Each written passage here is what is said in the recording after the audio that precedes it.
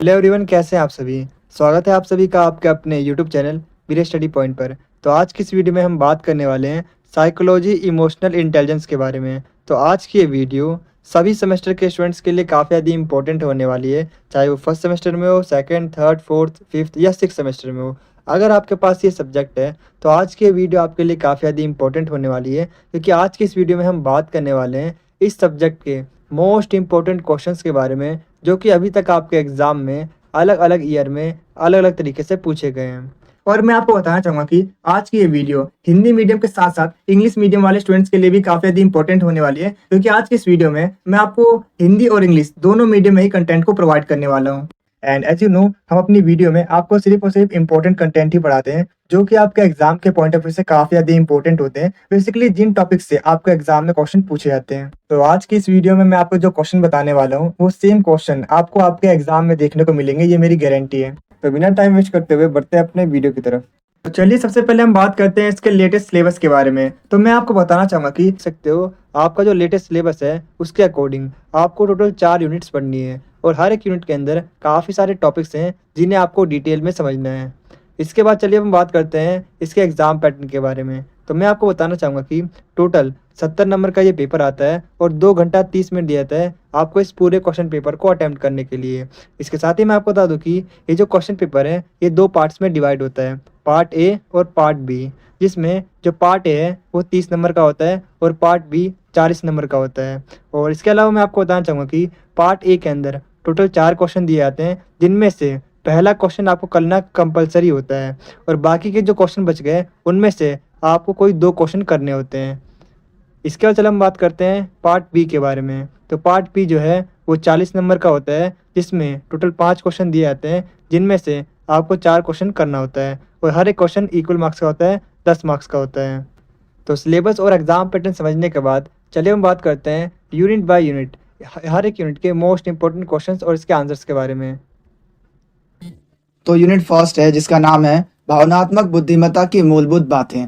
तो इस यूनिट से जो फर्स्ट आपके एग्जाम में क्वेश्चन पूछा जाता है वो बेसिकली भावनात्मक बुद्धिमत्ता यानी कि इमोशनल इंटेलिजेंस के ऊपर पूछा जाता है। तो जैसा कि आप स्क्रीन पर देख पा रहे हो, कुछ इस तरीके से फर्स्ट यूनिट से फर्स्ट आपके एग्जाम में क्वेश्चन पूछा जाता है। और जैसा कि आप स्क्रीन पर देख पा रहे हो, अगर आप इन सभी क्वेश्चंस को पढ़ते हो तो आप एक कंक्लूजन पे पहुंचोगे कि इन सभी क्वेश्चंस में बेसिकली हमें यही बताना है कि आखिर ये भावनात्मक बुद्धिमत्ता यानी कि इमोशनल इंटेलिजेंस होती क्या है, हमारी लाइफ के अंदर इसकी क्या भूमिका और क्या महत्व है, क्या इंपॉर्टेंस है, इसके बारे में हमें बताना है। और इसके साथ ही हमसे ये भी पूछा जा रहा है कि भावनात्मक बुद्धिमत्ता के जो अलग अलग मॉडल्स हैं, यानी कि जो अलग अलग मॉडल्स दिए गए हैं इमोशनल इंटेलिजेंस को लेकर, तो उसके बारे में भी हमें बताना है। और इसके साथ ही हमें ये भी बताना है कि एक स्टूडेंट के लिए कौन सा मॉडल सबसे ज़्यादा उपयुक्त होगा, रिलेवेंट होगा। तो बेसिकली इन्हीं सब चीज़ों के ऊपर आपके एग्जाम में अलग अलग ईयर में अलग अलग तरीके से क्वेश्चंस पूछे जाते हैं। तो अपने आंसर में सबसे पहले हम एक इंट्रोडक्शन लाइन लिखेंगे, जिसके अंदर हम ये बताएंगे कि आखिर ये भावनात्मक बुद्धिमत्ता यानी कि इमोशनल इंटेलिजेंस का अर्थ क्या होता है, what is the meaning of emotional intelligence. तो मैं आपको बता दूं, भावनात्मक बुद्धिमत्ता यानी कि इमोशनल इंटेलिजेंस का मतलब होता है ये व्यक्ति की वो क्षमता है, वो एबिलिटी है जिसके द्वारा वो अपनी फीलिंग्स को और दूसरों की फीलिंग्स को समझ पाता है, आइडेंटिफाई कर पाता है और उन्हें उचित तरीके से कंट्रोल कर पाता है। और ये पर्सन को अलग अलग कंडीशंस के अंदर एक सही डिसीजन लेने में हेल्प करता है। और इसीलिए इमोशनल इंटेलिजेंस यानी कि भावनात्मक बुद्धिमत्ता सफल और संतुलित जीवन के लिए बहुत ही ज़्यादा जरूरी मानी जाती है। यानी कि बेसिकली इमोशनल इंटेलिजेंस पर्सन की उस एबिलिटी को रेफर करता है जिसके थ्रू वो रिकॉग्नाइज कर पाता है, अंडरस्टैंड कर पाता है और प्रॉपर तरीके से मैनेज कर पाता है अपनी फीलिंग्स को और दूसरों की फीलिंग्स को। और इसके अलावा ये जो इमोशनल इंटेलिजेंस है ये पर्सन की हेल्प करता है एक करेक्ट डिसीजन लेने में डिफरेंट सिचुएशंस के अकॉर्डिंग। और इसीलिए इमोशनल इंटेलिजेंस को एक सक्सेसफुल और बैलेंस लाइफ के लिए काफ़ी ज़्यादा इंपॉर्टेंट माना जाता है। सो आई होप अब आपको समझ में आ गया होगा कि ये इमोशनल इंटेलिजेंस है क्या। ये बेसिकली अपनी फीलिंग्स को, दूसरों के फीलिंग्स को समझना, पहचानना और उसको कंट्रोल करने की एबिलिटी है। तो इसके बाद चलिए अब हम बात करते हैं भावनात्मक बुद्धिमत्ता की भूमिका या फिर महत्व के बारे में, यानी कि इम्पोर्टेंस और रोल ऑफ इमोशनल इंटेलिजेंस। मतलब कि इसका आखिर हमारी लाइफ में क्या इंपॉर्टेंस है, क्या रोल है। तो जैसे कि मैंने आपको बताया था कि जो भावनात्मक बुद्धिमत्ता है यानी कि इमोशनल इंटेलिजेंस है वो पर्सन को अपनी और दूसरों के फीलिंग्स को समझने और एक सही डिसीजन लेने और इसके अलावा सही तरीके से उसको कंट्रोल करने में हेल्प करता है। और ये व्यक्तित्व विकास, सामाजिक संबंधों और सफल जीवन के लिए काफ़ी ज़्यादा इम्पोर्टेंट माना जाता है। तो इसका फर्स्ट है तो इसकी फर्स्ट इंपॉर्टेंस है कि ये सेल्फ अवेयरनेस की डेवलपमेंट में हेल्प करता है, यानी कि ये आत्म जागरूकता को बढ़ाने में सहायक है। सेकंड है कि ये भावनाओं को कंट्रोल करने में सहायक है, यानी कि ये हेल्प इन मैनेजिंग इमोशंस। और इसके साथ ही ये पर्सनैलिटी डेवलपमेंट यानी कि व्यक्तित्व के विकास में भी सहायक है। और इसके साथ ही ये जो इमोशनल इंटेलिजेंस है ये प्रभावी संचार को बढ़ावा देता है, यानी कि ये प्रमोट करता है इफेक्टिव कम्युनिकेशन को। और इसके साथ ही ये अच्छे सामाजिक संबंधों को स्थापित करने में भी हेल्प करता है, यानी कि एक हेल्दी रिलेशनशिप को बिल्ड करने में इंपॉर्टेंट रोल निभाता है। और इसके साथ ही ये तनाव और चिंता को भी निपटाने में काफ़ी ज़्यादा सहायक है, यानी कि ये स्ट्रेस और एंजाइटी को मैनेज करने में हेल्पफुल है। और इसके साथ ही ये निर्णय लेने की क्षमता को भी बेहतर बनाता है, यानी कि जो हमारी डिसीजन मेकिंग एबिलिटी है उसको भी ये इम्प्रूव करता है। और इसके अलावा ये जो इमोशनल इंटेलिजेंस है ये टीम वर्क और सहयोग की भावना को बढ़ावा देता है, यानी कि ये जो इमोशनल इंटेलिजेंस है ये टीम वर्क और कोऑपरेशन को प्रमोट करता है। और इसके साथ ही ये संघर्षों को सुलझाने में सहायक है, यानी कि जो भी कन्फ्लिक्ट होते हैं उसको मैनेज करने में काफ़ी ज़्यादा इंपॉर्टेंट रोल निभाता है। तो ये सभी है इमोशनल इंटेलिजेंस यानी कि भावनात्मक बुद्धिमत्ता के इम्पोर्टेंस या फिर रोल। तो चलिए अब एक एक करके हर एक पॉइंट को थोड़ा और डिटेल में समझ लेते हैं। तो सबसे फर्स्ट पॉइंट है कि ये जो इमोशनल इंटेलिजेंस है यानी कि भावनात्मक बुद्धिमत्ता है ये आत्म जागरूकता को बढ़ाने में सहायक है, यानी कि ये सेल्फ अवेयरनेस को डेवलप करने में हेल्पफुल है। तो मैं आपको बता दूं कि इमोशनल इंटेलिजेंस यानी कि भावनात्मक बुद्धिमत्ता पर्सन को अपनी फीलिंग्स को, अपने स्ट्रेंथ को और अपनी वीकनेसेस को समझने में हेल्प करता है। तो इससे पर्सन की सेल्फ कॉन्फिडेंस बिल्ड होती है, यानी कि उसका आत्मविश्वास बढ़ता है और वो स्वयं में सुधार कर पाता है। यानी कि इमोशनल इंटेलिजेंस बेसिकली हेल्प करता है एक पर्सन की अपनी फीलिंग्स को, अपने स्ट्रेंथ को और अपने वीकनेसेस को अंडरस्टैंड करने में, समझने में, और ये इंक्रीज करता है सेल्फ कॉन्फिडेंस। तो इसके बाद चलिए अब हम बात करते हैं इसके दूसरे पॉइंट के बारे में। तो मैं आपको बता दूं ये जो इमोशनल इंटेलिजेंस है ये भावनाओं को कंट्रोल करने में हेल्पफुल है, यानी कि ये हमारे इमोशंस को मैनेज करने में काफ़ी इंपॉर्टेंट रोल निभाता है। तो मैं आपको बता दूं ये जो भावनात्मक बुद्धिमत्ता है यानी कि इमोशनल इंटेलिजेंस है ये व्यक्ति को क्रोध, भय, चिंता, तनाव जैसी फीलिंग्स को कंट्रोल करने में हेल्पफुल है। ये इसको कंट्रोल करना सिखाता है और एज अ रिजल्ट व्यक्ति कठिन परिस्थितियों में भी शांत और संतुलित बना रहता है। यानी कि इमोशनल इंटेलिजेंस अपनी फीलिंग्स को, अपने इमोशंस को कंट्रोल करना सिखाता है, जैसे एंगर, फियर, एंजाइटी और स्ट्रेस को। और इससे जो पर्सन होता है वो काम और बैलेंस्ड फील करता है डिफिकल्ट सिचुएशन में भी। इसके बाद इसका जो थर्ड इंपॉर्टेंस है वो है व्यक्तित्व के विकास में सहायक, यानी कि ये पर्सनैलिटी डेवलपमेंट में एक इंपॉर्टेंट रोल निभाता है। तो मैं आपको बता दूं ये जो इमोशनल इंटेलिजेंस है यानी कि भावनात्मक बुद्धिमत्ता है ये पर्सन के अंदर आत्मविश्वास, धैर्य और सकारात्मक सोच का विकास करती है और इससे उसका व्यक्तित्व अधिक प्रभावशाली और संतुलित बनता है। यानी कि ये जो इमोशनल इंटेलिजेंस है ये एक पर्सन के अंदर उसके सेल्फ कॉन्फिडेंस, पेशेंस और पॉजिटिव थिंकिंग को इम्प्रूव करता है, डेवलप करता है और ये पर्सन की पर्सनैलिटी को बहुत ज़्यादा इम्प्रेसिव और बैलेंस्ड बनाता है। तो इसका अगला महत्व है यानी इसकी अगली इंपॉर्टेंस है कि ये प्रभावी संचार को बढ़ावा देता है, यानी कि इफेक्टिव कम्युनिकेशन को प्रमोट करता है। तो मैं आपको बता दूं ये जो भावनात्मक बुद्धिमत्ता है यानी कि इमोशनल इंटेलिजेंस है ये पर्सन को अपनी बात को क्लियर तरीके से व्यक्त करने और दूसरों की फीलिंग्स को समझने में हेल्प करता है और इससे संचार और संबंधों में सुधार आता है। यानी कि ये जो इमोशनल इंटेलिजेंस है ये पर्सन को अपनी फीलिंग्स को क्लियर तरीके से प्रेजेंट करने में, एक्सप्रेस करने में हेल्प करता है और इसके अलावा ये दूसरों की फीलिंग्स को समझने में भी हेल्पफुल है और इसके अलावा ये इम्प्रूव करता है कम्युनिकेशन और एक गुड रिलेशनशिप को। तो इसका अगला महत्व है कि ये जो इमोशनल इंटेलिजेंस है ये अच्छे सामाजिक संबंधों को स्थापित करने में सहायक है, यानी कि ये एक हेल्दी रिलेशनशिप बिल्ड करता है, इसमें ये हेल्पफुल है। तो मैं आपको बता दूं ये जो इमोशनल इंटेलिजेंस है यानी कि भावनात्मक बुद्धिमत्ता है ये पर्सन को संवेदनशील और सहयोगी बनाता है और इससे परिवार, मित्र और जो सहकर्मी होते हैं उनके साथ में अच्छे रिलेशन बनाने में ये काफ़ी ज़्यादा हेल्पफुल होता है। यानी कि ये जो इमोशनल इंटेलिजेंस है ये पर्सन को सेंसिटिव और कोऑपरेटिव बनाता है, जिससे कि जो पर्सन होता है वो दूसरे के फीलिंग्स को फील कर पाता है, समझ पाता है। और इसके अलावा ये जो इमोशनल इंटेलिजेंस है ये एक इम्पोर्टेंट रोल निभाता है मेंटेन करने में एक गुड रिलेशन, किसके बीच में, फैमिली मेम्बर्स के बीच में, फ्रेंड्स के बीच में और जो साथ में रहने वाले लोग हैं उनके बीच में एक अच्छा रिलेशन बिल्ड करने में ये काफ़ी ज़्यादा इंपॉर्टेंट रोल निभाता है। तो इसके बाद इमोशनल इंटेलिजेंस का जो अगला महत्व है, इंपॉर्टेंस है, वो है कि ये तनाव और चिंता को निपटाने में सहायक है, यानी कि ये बेसिकली स्ट्रेस और एंजाइटी को मैनेज करने में हेल्पफुल है। तो मैं आपको बता दूं, ये जो इमोशनल इंटेलिजेंस है यानी कि भावनात्मक बुद्धिमत्ता है, ये पर्सन को तनावपूर्ण परिस्थितियों का सामना करने और मानसिक दबाव को कंट्रोल करने की एबिलिटी प्रदान करता है, जिससे पर्सन की जो मेंटल हेल्थ होती है वो काफ़ी ज़्यादा बेटर बनती है। यानी कि ये जो इमोशनल इंटेलिजेंस है, ये पर्सन को डिफ़िकल्ट और स्ट्रेसफुल सिचुएशन में भी अपने आप को कंट्रोल करने के लिए, उस सिचुएशन को फेस करने के लिए उसको इनेबल करता है। और ये डिफ़िकल्ट और स्ट्रेसफुल सिचुएशन में भी मेंटल प्रेशर को कंट्रोल करने में काफ़ी ज़्यादा हेल्पफुल है, जिससे जो पर्सन है उसकी मेंटल हेल्थ जो होती है वो बेटर बनती है। तो इसका अगला महत्व है, यानी कि इसकी अगली इंपॉर्टेंस है कि ये निर्णय लेने की क्षमता को बेहतर बनाता है, यानी कि ये डिसीजन मेकिंग जो एबिलिटी है उसको इम्प्रूव करने में एक इम्पोर्टेंट रोल निभाता है। तो मैं आपको बता दूं, ये जो इमोशनल इंटेलिजेंस यानी कि भावनात्मक बुद्धिमत्ता है, ये पर्सन को कंडीशंस को समझने और एक प्रॉपर और परफेक्ट डिसीजन लेने में हेल्प करता है। और इससे जो पर्सन है वो जल्दबाजी में गलत डिसीजन लेने से बच सकता है, क्योंकि ये जो इमोशनल इंटेलिजेंस है ये पर्सन को मेंटली प्रिपेयर करता है डिफ़िकल्ट सिचुएशन को फेस करने में और उस टाइम पर एक परफेक्ट और करेक्ट डिसीजन लेने में। तो नेक्स्ट पॉइंट है, टीम वर्क और सहयोग की भावना को बढ़ाने में सहायक है, यानी कि बेसिकली ये जो इमोशनल इंटेलिजेंस है ये टीम वर्क और कोऑपरेशन को प्रमोट करता है। तो मैं आपको बता दूं, ये जो इमोशनल इंटेलिजेंस यानी कि भावनात्मक बुद्धिमत्ता है, ये पर्सन के अंदर सहयोग और आपसी समझ को विकसित करता है, और इससे टीम के अंदर काम करना काफ़ी ज़्यादा अच्छा हो जाता है, आसान हो जाता है और इफेक्टिव होता है। यानी कि बेसिकली इमोशनल इंटेलिजेंस पर्सन के अंदर म्यूचुअल अंडरस्टैंडिंग और कोऑपरेशन को डेवलप करता है, और इससे ग्रुप के अंदर काम करना काफ़ी ज़्यादा ईजियर और इफेक्टिव बनता है। तो नेक्स्ट पॉइंट है कि ये जो इमोशनल इंटेलिजेंस है ये संघर्षों को सुलझाने में सहायक है, यानी कि ये कन्फ्लिक्ट को मैनेज करने में काफ़ी ज़्यादा हेल्पफुल है।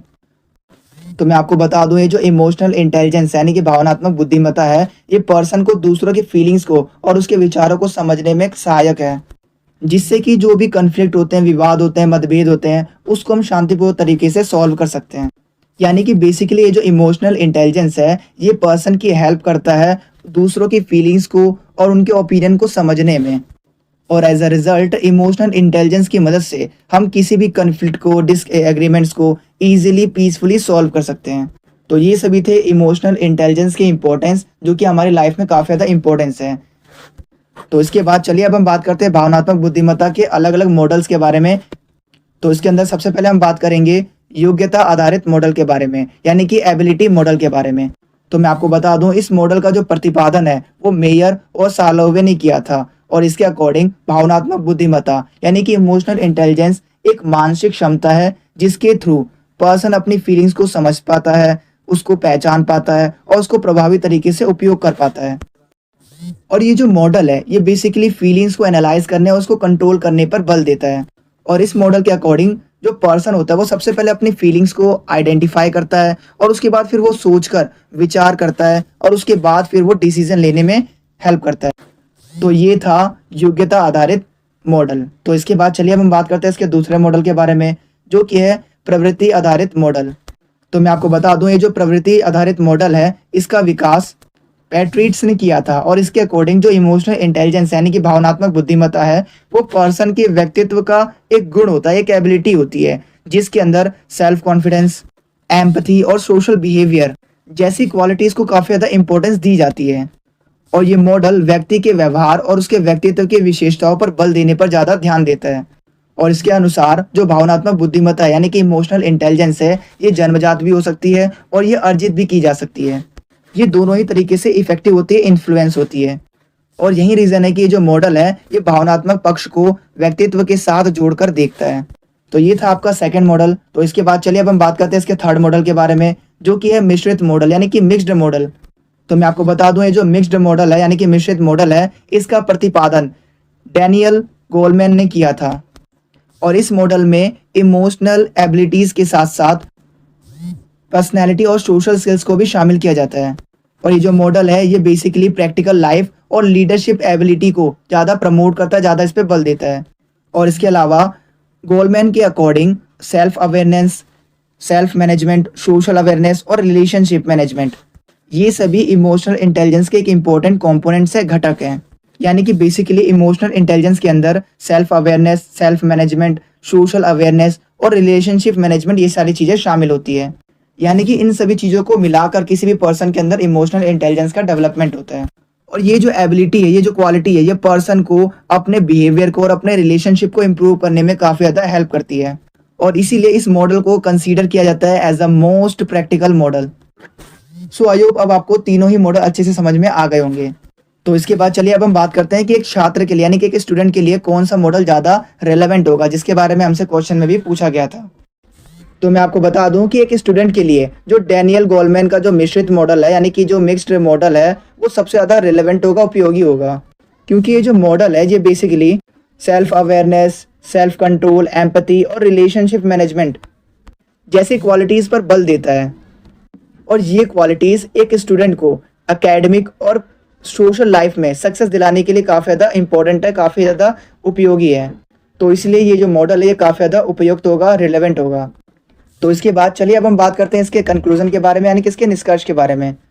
तो मैं आपको बता दूं, ये जो इमोशनल इंटेलिजेंस है, यानी कि भावनात्मक बुद्धिमत्ता है, ये पर्सन के पर्सनैलिटी डेवलपमेंट, सोशल रिलेशनशिप और लाइफ में सक्सेस में काफ़ी ज़्यादा इंपॉर्टेंट रोल निभाता है।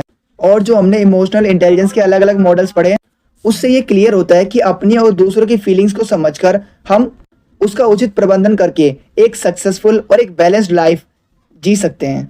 तो इसके बाद चलिए अब हम बात करते हैं यूनिट सेकंड के बारे में। तो यूनिट सेकंड है जिसका नाम है व्यक्तिगत दक्षता। तो इस यूनिट से, तो जैसा कि आप स्क्रीन पर देख पा रहे हो, कुछ इस तरीके से आपके एग्जाम में सेकंड यूनिट से कुछ इस तरीके से क्वेश्चंस पूछे जाते हैं। और अगर आप इन सभी क्वेश्चंस को पढ़ते हो तो बेसिकली आप ये समझोगे कि इसके अंदर बेसिकली हमसे ये पूछा जा रहा है कि भावनात्मक विकास यानी कि इमोशनल डेवलपमेंट का मतलब क्या होता है। और इसके अलावा पर्सनैलिटी बिल्डिंग में, यानी कि व्यक्तित्व निर्माण में इस इमोशनल डेवलपमेंट का क्या रोल है, क्या भूमिका है। और इसके साथ ही हमें अपने इमोशनल डेवलपमेंट के लिए, उसके ग्रोथ के लिए कौन कौन सी स्ट्रेटजीज अपनानी चाहिए, उन स्ट्रेटजीज के बारे में भी आपके एग्जाम में पूछा गया है। तो ये मैंने आपको ओवरऑल बता दिया कि बेसिकली इस क्वेश्चन में आपसे क्या क्या पूछा गया है।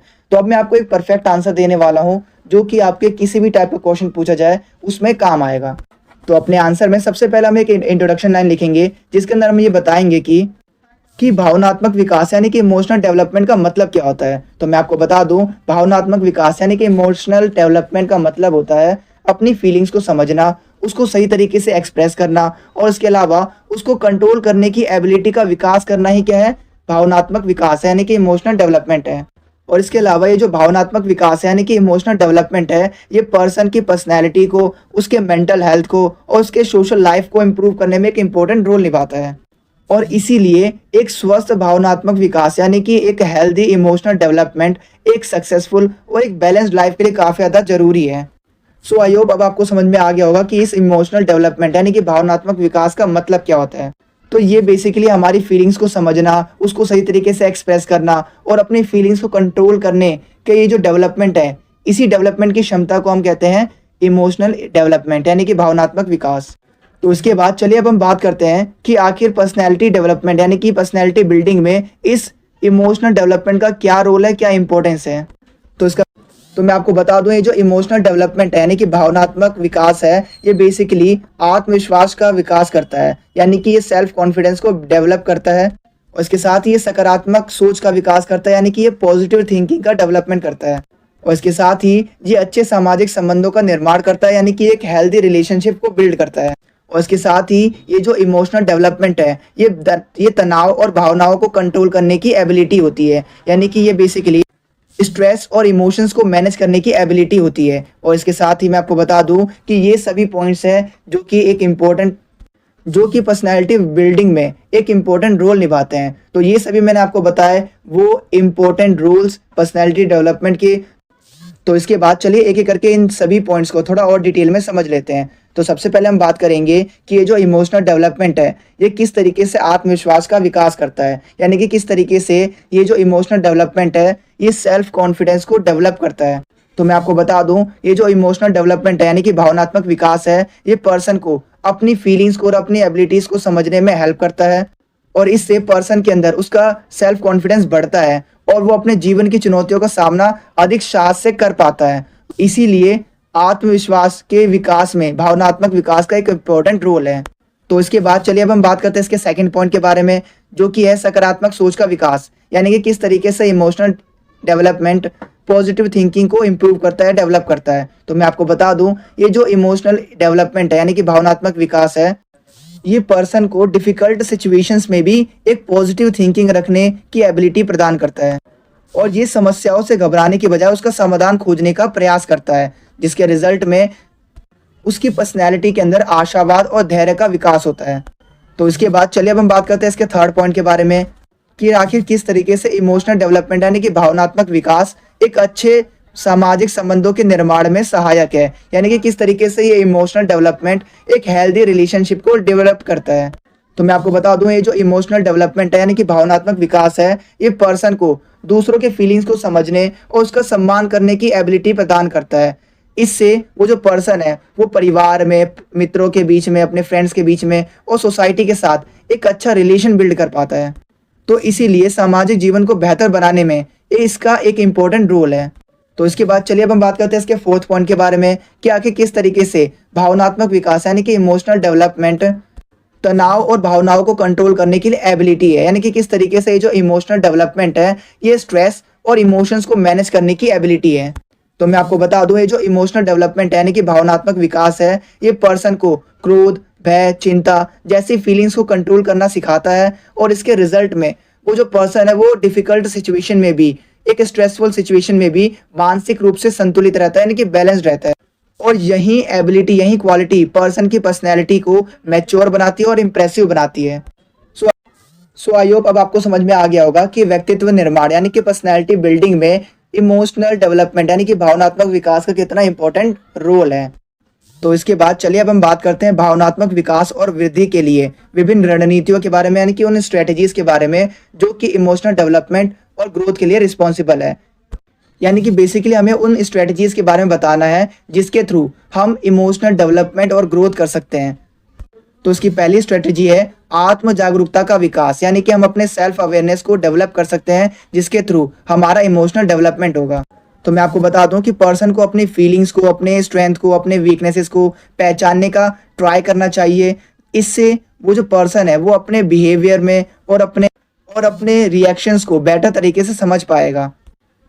और जो आत्म जागरूकता है यानी कि जो सेल्फ अवेयरनेस है, ये पर्सन को खुद के अंदर सुधार करने और एक परफेक्ट और एक करेक्ट डिसीजन लेने के लिए मोटिवेट करती है। तो उसकी दूसरी स्ट्रेटजी हो सकती है सकारात्मक सोच अपनाना, यानी कि अगर हम पॉजिटिव थिंकिंग रखेंगे तो इससे भी हमारा इमोशनल डेवलपमेंट होगा। क्योंकि ये जो पॉजिटिव थिंकिंग होती है ये पर्सन को डिफिकल्ट सिचुएशन में भी आशावादी सोच बनाए रखने में हेल्पफुल है, क्योंकि इससे जो नेगेटिव थिंकिंग है और जो स्ट्रेस होता है वो कम होता है। और एक पॉजिटिव एटीट्यूड पर्सन के मेंटल और इमोशनल डेवलपमेंट में एक इम्पोर्टेंट रोल निभाता है। तो इसके बाद इसकी थर्ड स्ट्रेटजी हो सकती है भावनाओं को कंट्रोल करना, यानी कि इमोशंस को मैनेज करना एक इम्पोर्टेंट स्ट्रेटजी हो सकती है अपने इमोशनल डेवलपमेंट के लिए। तो मैं आपको बता दूं कि पर्सन को एंगर, फियर और एंजाइटी जैसी फीलिंग्स को कंट्रोल करना आना चाहिए, उसको सीखना चाहिए, क्योंकि इससे वो डिफ़िकल्ट और स्ट्रेसफुल कंडीशंस में भी शांत और संतुलित रह सकता है। क्योंकि इमोशंस पर कंट्रोल मेंटल हेल्थ और गुड बिहेवियर के लिए काफ़ी ज़्यादा ज़रूरी होता है।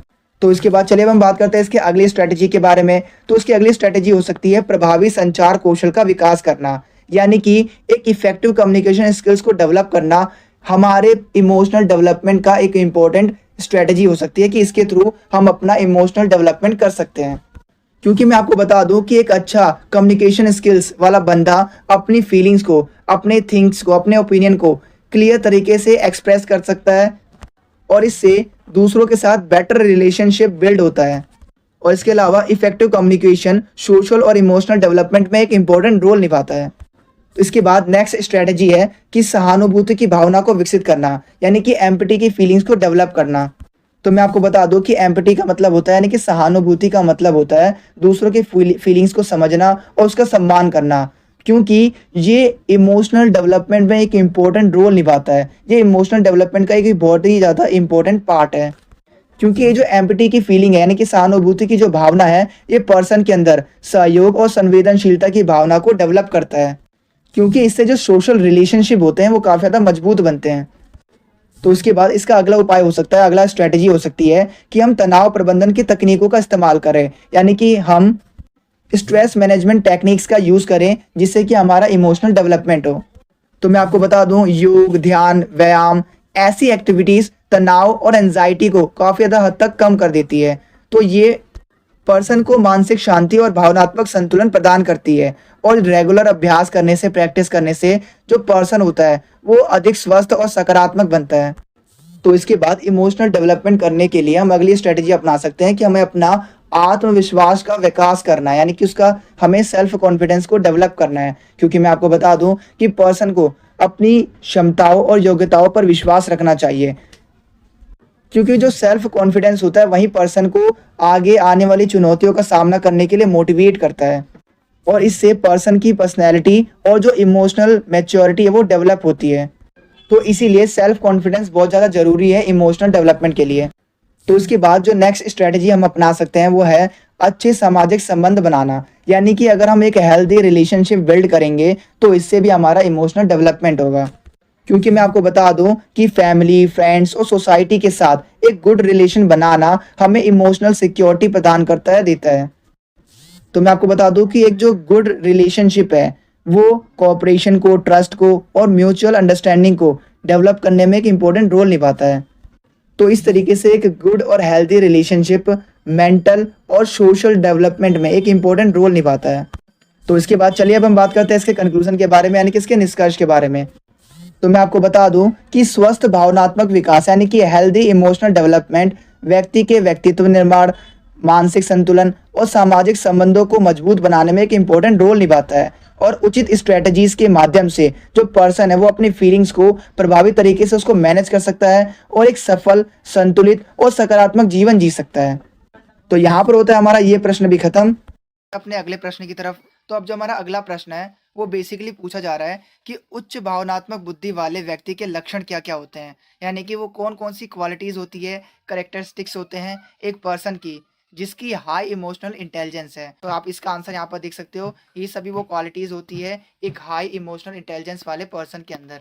इसके बाद चलिए बढ़ते हैं अपने अगले प्रश्न की तरफ। तो अब जो हमारा अगला प्रश्न है वो बेसिकली पूछा जाता है चिंतन के ऊपर, यानी कि चिंता के ऊपर, एंजाइटी ये होती क्या है और आखिर हम कौन सी ऐसी स्ट्रेटजी को फॉलो करें सो दैट हमारी ये चिंता कम हो जाए। तो इसी के ऊपर आपके एग्जाम में कई बार क्वेश्चंस पूछे गए हैं। एंड अगर आप इन सभी क्वेश्चंस को पढ़ते हो तो बेसिकली इसके अंदर हमें यही बताना है कि आखिर चिंता यानी कि एंजाइटी होती क्या है और हम इसे किस तरीके से मैनेज कर सकते हैं, कौन सी स्ट्रेटजी अपनाकर हम इसे मैनेज कर सकते हैं। तो इसके ऊपर आपके एग्जाम में क्वेश्चन पूछा जाता है। तो अपने आंसर में सबसे पहले हम बताएंगे इसकी डेफिनेशन के बारे में, यानी कि आखिर चिंता का मतलब क्या होता है, what is the meaning of anxiety. तो सबसे पहले हम बताएंगे कि एंजाइटी बेसिकली एक ऐसी सिचुएशन होती है जिसके अंदर जो पर्सन होता है वो अपने फ्यूचर या फिर अपने फेलियर की वजह से ज़्यादा सोचने लगता है, ओवर थिंकिंग करने लगता है। तो इसी को हम कहते हैं चिंता, क्योंकि यही ओवर थिंकिंग बाद में चिंता यानी एंजाइटी का रूप ले लेती है। और इससे जो पर्सन होता है उसके अंदर तनाव, घबराहट और बेचैनी जैसी सिचुएशन आने लगती है। तो अत्यधिक चिंता व्यक्ति के दैनिक जीवन को भी प्रभावित कर सकती है। तो इसीलिए चिंता का उचित प्रबंधन करना भी बहुत ज़्यादा ज़रूरी है। तो इसके बाद हम बताएंगे कि हम कौन कौन सी स्ट्रेटजी को फॉलो करके हम अपनी चिंता को कम कर सकते हैं। तो सबसे पहली स्ट्रेटजी है आत्म जागरूकता का विकास, यानी कि सेल्फ अवेयरनेस का डेवलपमेंट करके हम अपनी एंजाइटी को कम कर सकते हैं। इसके अलावा सकारात्मक सोच अपनाकर, यानी कि पॉजिटिव सोचते रहेंगे तो ऐसे में नेगेटिव फीलिंग्स नहीं आएंगे, नेगेटिव थॉट्स नहीं आएंगे जो कि हमारे चिंता को कंट्रोल करेंगे। इसके अलावा हम अपनी भावनाओं पर, अपने इमोशंस पर कंट्रोल कर सकते हैं ताकि हम ओवर थिंकिंग ना करें। इसके अलावा हम ध्यान और मेडिटेशन जैसी एक्टिविटीज़ कर सकते हैं जिसके थ्रू हमारा जो ध्यान होता है वो एक जगह कंसंट्रेट होता है, जो कि हमारे ओवर थिंकिंग को कम करता है। इसके अलावा अगर हम टाइम का अच्छे से मैनेजमेंट करेंगे, इसके अलावा पर्याप्त नींद और स्वस्थ जीवन शैली, अगर हम प्रॉपर तरीके से नींद लेंगे तो ऐसे में हमारा शरीर थका नहीं रहेगा और इसके अलावा हमारी जो एंजाइटी होगी वो कम हो जाएगी। और इसके अलावा हमें अपने परिवार और मित्रों का भी सहयोग लेना चाहिए जब भी हमें ओवर थिंकिंग हो। इसके अलावा और भी स्ट्रेटजीज़ हैं जिसे फॉलो करके हम अपनी चिंता को कम कर सकते हैं। इसके बाद जो नेक्स्ट क्वेश्चन आपके एग्जाम में पूछा जाता है वो बेसिकली पूछा जाता है सेल्फ अवेयरनेस के ऊपर कि आखिर इसका मतलब क्या होता है। इसके बाद चलिए बात करते हैं यूनिट नंबर 3 के बारे में। तो यूनिट नंबर 3 है जिसका नाम है सामाजिक दक्षता। तो इससे आपके एग्जाम में कुछ इस तरीके से आपके एग्जाम में अलग अलग ईयर में अलग अलग तरीके से क्वेश्चंस पूछे गए हैं। एंड अगर आप इन सभी क्वेश्चंस को पढ़ते हो तो आप एक कंक्लूजन पे पहुंचोगे कि इसके अंदर बेसिकली हमें यही बताना है कि आखिर जो संघर्ष प्रबंधन है, यानी कि जो कन्फ्लिक्ट मैनेजमेंट है, वो किस तरीके से इमोशनल इंटेलिजेंस के अंदर एक इम्पोर्टेंट रोल निभाता है। तो अपने आंसर में सबसे पहले हम एक इंट्रोडक्शन लाइन लिखेंगे यानी कि परिचय लिखेंगे, जिसके अंदर हम ये बताएँगे कि जो इमोशनल इंटेलिजेंस का मतलब क्या होता है। जैसे मैंने आपको बताया था कि इसका मतलब बेसिकली होता है अपनी फीलिंग्स को और दूसरे की फीलिंग्स को समझना, उसे कंट्रोल करना और इसके अलावा सही तरीके से डिसीज़न लेना ही क्या है, इमोशनल इंटेलिजेंस है। और ये जो इमोशनल इंटेलिजेंस है, ये हमारे कॉन्फ्लिक्ट को मैनेज करने में एक इम्पोर्टेंट रोल निभाता है। क्यों? क्योंकि इससे हम अपनी भावनाओं पर कंट्रोल कर पाते हैं, ये हमारे इमोशंस को कंट्रोल करने में हेल्प करता है। इसके अलावा ये हमारे अंदर एम्पैथी की फीलिंग को भी डेवलप करता है। इसके अलावा ये हमारे कम्युनिकेशन स्किल्स को भी डेवलप करता है, जिससे कि कॉन्फ्लिक्ट नहीं होते हैं। तो ये सभी इमोशनल इंटेलिजेंस के इम्पोर्टेंट रोल है कॉन्फ्लिक्ट मैनेजमेंट के अंदर, जो कि आप यहाँ पर देख सकते हो कि इसके थ्रू हम सही डिसीजन ले सकते हैं। सही डिसीजन लेने में भी हमारी मदद करती है और इसके अलावा ये तनाव को भी कम करने में मदद करती है और ये टीम वर्क और सहयोग को बढ़ावा देती है। तो ये सभी इम्पोर्टेंट रोल्स हैं किसके, इमोशनल इंटेलिजेंस के कॉन्फ्लिक्ट मैनेजमेंट के अंदर। तो इसके बाद चलिए अब हम बात करते हैं कॉन्फ्लिक्ट मैनेजमेंट के अलग-अलग तरीकों के बारे में कि किस तरीके से हम अपने कॉन्फ्लिक्ट को मैनेज कर सकते हैं। तो इसके लिए हम सहयोग कर सकते हैं, सहयोगात्मक शैली का इस्तेमाल कर सकते हैं। तो ये सभी वो मेथड्स हैं जिसके थ्रू हम कॉन्फ्लिक्ट को मैनेज कर सकते हैं। इसके बाद जो नेक्स्ट टाइप का आपके एग्ज़ाम में क्वेश्चन पूछा जाता है, वो बेसिकली कम्युनिकेशन स्किल्स के ऊपर पूछा जाता है। तो इस तरीके से आप देख सकते हो कि सारे के सारे इंपॉर्टेंट क्वेश्चन आपको पीडीएफ में मिल जाएँगे। तो बाकी के जो क्वेश्चंस हैं वो आपको हमारे इस पीडीएफ के अंदर मिलने वाले हैं और इस पीडीएफ का लिंक मैंने आपको अपने इस वीडियो के डिस्क्रिप्शन बॉक्स में प्रोवाइड कर दिया है। आप वहां से इस पीडीएफ को इजीली डाउनलोड कर सकते हो। मैं आपको बताना चाहूँगा कि टाइम बहुत कम है और इस टाइप की वीडियोज़ बनाने में काफ़ी ज़्यादा टाइम लग जाता है। तो मैं आपको यही रिकमेंड करूँगा, पीडीएफ को डाउनलोड कीजिए और अपने एग्ज़ाम में अच्छा स्कोर कीजिएगा। जैसे आप हमारे नोट्स को डाउनलोड करते हो, सबसे ऊपर यहाँ पर आपको शो होगा सब्जेक्ट का नेम। और मैं आपको बताना चाहूँगा कि ये जो सब्जेक्ट है, ये आपका एक साइकोलॉजी का सब्जेक्ट है और इसके साथ ही मैं आपको बता दूँ कि अगर आप किसी सेमेस्टर में हो, चाहे first, second, fourth, third, fifth, sixth, अगर आपके पास ये सब्जेक्ट है, तो ये नोट्स आपके बहुत काम आने वाले हैं। जैसा कि आप देख सकते हो, नोट्स के अंदर सबसे पहले आपको मिलने वाला है लेटेस्ट सिलेबस, उसके बाद एग्ज़ाम पैटर्न और उसके बाद यूनिट बाय यूनिट हर एक यूनिट के मोस्ट इंपॉर्टेंट क्वेश्चंस। और ये वो सभी क्वेश्चंस रहने वाले हैं जो कि अभी तक आपके एग्ज़ाम में अलग-अलग ईयर में अलग-अलग तरीके से पूछे गए हैं और इसके जो आंसर्स हैं वो काफ़ी ज़्यादा एक्यूरेट हैं। अगर आप इन आंसर्स को अपने एग्ज़ाम में लिख कर आते हो, तो आप डेफ़िनेटली अपने एग्ज़ाम में अच्छा स्कोर कर पाओगे। और उसके जो आंसर्स हैं वो इतने ज़्यादा ईज़ी टू अंडरस्टैंडेबल हैं, अगर आप 1 से 2 बार पढ़ते हो तो आपको वो आंसर्स डायरेक्ट ही याद हो जाएँगे। तो यहाँ पर होते हैं हमारे नोट्स खत्म। आपको ये वीडियो कैसी लगी कमेंट सेक्शन में ज़रूर बताना। Thanks for watching this video.